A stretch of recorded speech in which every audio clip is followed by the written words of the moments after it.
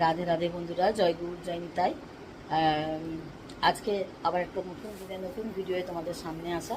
আজকের ভিডিওটা সম্পূর্ণ অন্যরকম। তোমরা সকলেই জানো যে মহালয়ের দিনকে তর্পণ হয়, কিন্তু আবার অনেকে সবাই জানো এ কথাটা বলা ভুল, আবার কেউ কেউ জানো তোমরা যে মহালয়ের আগে যে 15 দিনের যে পিতৃপক্ষ থাকে সে তার মধ্যে পিতৃপুরুষকে জল দেওয়া যায়। তাই যাই হোক, আমি মহালয়ের দিনকে তো আমার বেয়াই খুবই ব্যস্ত থাকে বলে আমি আর মহালয়ার দিনে এই কাজটা রাখি না। এই 15 দিনের মধ্যেই আমি এই কাজটা যে কোনো একটা ভালো দিন দেখে এই কাজটা সেরে নিই। তা আজকে যেহেতু একাদশী, আজকে খুব ভালো দিনটাও, আর আমি একাদশী করি, যার জন্য আমার এই একাদশীর দিনকে মনে হলো যে ভালোভাবে এই কাজটা মিটিয়ে নেওয়া যায়। যাই হোক, তর্পণ করার জন্য যে কাজগুলো মানে যে জিনিসগুলো জোগাড় করা হয়েছে সেগুলো তোমাদেরকে একটু দেখাই, তোমরা দেখতে থাকো। আর তার সঙ্গে তো আমি বলছি তোমরা শুনবে, তোমরা এরকমভাবে করতে চাও, কারণ আর মহালয়ার দিনটা হচ্ছে শেষ দিন, জানো তো, মহালয়ার দিনটা তর্পণ করার জন্য শেষ দিন। তোমরা তার আগে পিতৃপক্ষে তোমরা এই কাজটা করে নিতে পারবে। পিতৃপক্ষে মানে মহালয়ার 15 দিন আগে থেকে, তোমরা এই কাজটা 15 দিন আগে থেকে তোমরা এই তর্পণের কাজটা শেষ করে নিতে পারো, তাতে কোনো অসুবিধা হবে না। আরও বরঞ্চ ভালোভাবে তোমরা এই কাজটা করতে পারবে, তোমরা আরও ভালোভাবে সুন্দরভাবে এই কাজটা করতে পারবে। যাই হোক, আমার ঘরে এই করছি। এবার ঘরের অবস্থা, ধূপটা আছে দেখিস ছ্যাঁকা না লেগে যায়। হ্যাঁ, ঘরের অবস্থা বুঝতেই পারছো।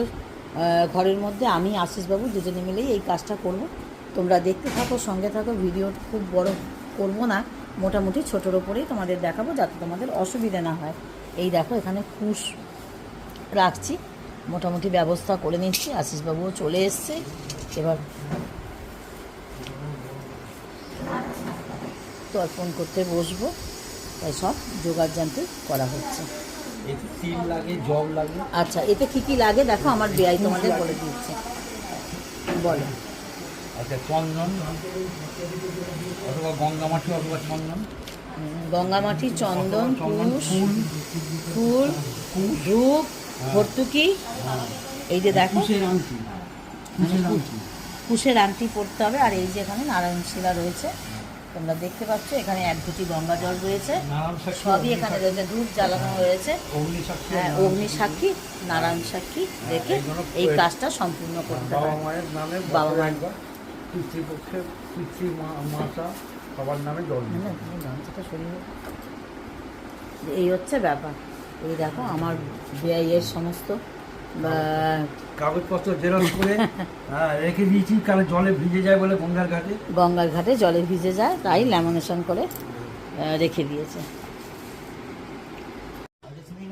এই যে তর্পণ করতে বসছি, তর্পণের সমস্ত জোগাড়জান্তি হয়েছে। আশিসবাবু আর আমি দুজনে একসঙ্গেই তর্পণ করতে বসবো। ভিডিওটা যতটা পারলাম ততটা তোমাদের দেখালাম, আর বাকি জিনিসটা দেখাচ্ছে। এই দেখ, এখানে সমস্ত কিছু জোগাড়জান্তি হয়েছে। ওই যে একটু চন্দনের ফোঁটা কপালে দিতে, এই আঙুলে আংটিও তো করতে, আংটি করেছি। বেশি বড় যদি দেখাই, বেশি অনেকক্ষণ ধরে যদি দেখাই, জানো তো তোমরা সকলেই জানো এই কাজটা কতটা বড় কাজ। যাই হোক, কুশের আংটিটা হাতে পরতে হবে, ঠিক করে পরো। কপালে দুদিকে একটু চন্দন গোলা হলে তো ভালো হতো। চন্দনটা গোলা চন্দন, হ্যাঁ। এই চন্দন কাজ আছে বাবু, হাতটা ধুয়ে দেখ, ওখানে যে চন্দনের ইয়েটা রয়েছে ওটা একটু নিয়ে আয় তো, হাতটা ধো, এনে হাতে একটু জল না, যা ওখানে দেখ যে চন্দন বাটিতে গোলা আছে ওইটা নিয়ে আয়। যাই হোক বন্ধুরা, থাকো আর ভিডিও দেখতে থাকো, কাজটা সম্পূর্ণ করে নিই, কারণ পুরো ভিডিও দেখাতে গেলে তখন অনেকটা দেরি হয়ে যাবে। আজকের ভিডিওটা এখানেই শেষ করছি। রাধে রাধে, জয় গুরু জয় নিতাই। সকলে ভালো থেকো, সুস্থ থেকো, শান্তি।